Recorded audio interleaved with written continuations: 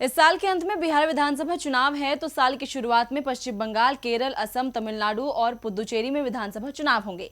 असम और पश्चिम बंगाल में फिलहाल मुकाबला सीधा माना जा रहा है। पश्चिम बंगाल में टीएमसी और बीजेपी में कांटे की टक्कर का अनुमान है, तो असम में कांग्रेस और बीजेपी के बीच बराबरी की लड़ाई है। बाकी राज्यों में मुकाबला पार्टियों के बीच नहीं बल्कि गठबंधनों के बीच होगा। तो देश में गठबंधन की राजनीति कब शुरू हुई, इसे जानने के लिए देखिए हमारी ये रिपोर्ट। बिहार हो या केरल, यहाँ पर लंबे समय से गठबंधन सरकार की सत्ता पर काबिज बनी हुई है। अब ये गठबंधन कोई भी हो, लेकिन आपको सरकार बनानी है तो गठबंधन बनाना ही होगा। अकेले सरकार गठन करने की कोशिश पिछले 3 दशक में जिस पार्टी ने की, उसे हार का ही सामना करना पड़ा। आज अगर किसी से भी पूछा जाए कि भारत में गठबंधन की राजनीति कब और कहां शुरू हुई, तो शायद ही लोग बता पाएं। इस प्रश्न का जवाब तलाशने की कोशिश की गई तो गोपाल कृष्ण गोखले की बात याद आ गई। गोखले ने कहा था कि बंगाल जो आज सोचता है, शेष भारत कल सोचता है और पूरा विश्व एक दिन बाद सोचता है। जी हाँ, आपने सही समझा।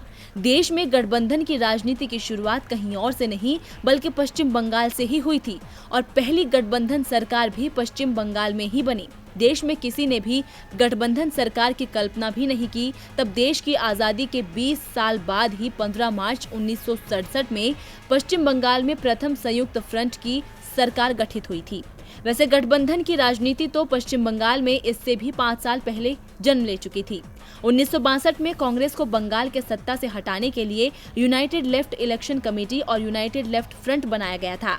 इस गठबंधन ने कांग्रेस के खिलाफ चुनाव लड़ा।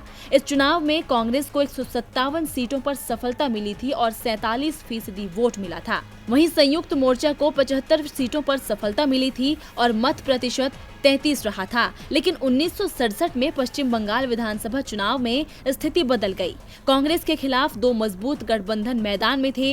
एक गठबंधन जो माकपा के नेतृत्व में संयुक्त वाम फ्रंट था, जिसमें 7 पार्टियां शामिल थी, जिसमें माकपा, एसएसपी, एसयूसीआई, एमएफबी, आरएसपी, डब्ल्यूपीआई और आरसीपीआई थी। जबकि दूसरा गठबंधन बंगाल कांग्रेस के नेतृत्व में बना, जिसका नाम था पीपुल्स यूनाइटेड फ्रंट, जिसमें भाकपा और फॉरवर्ड ब्लॉक शामिल थी।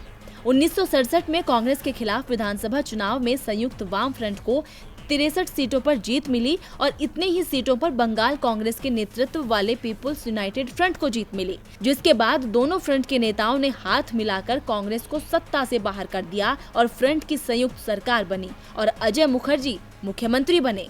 280 संसदीय विधानसभा में कांग्रेस को सीटें मिली थी 127। इसके बाद 3 अप्रैल 1967 को उत्तर प्रदेश में गठबंधन की सरकार बनी थी, जिसके मुख्यमंत्री चौधरी चरण सिंह थे और बाद में देश में गठबंधन सरकार का चलन शुरू हुआ। डीबी लाइव की रिपोर्ट।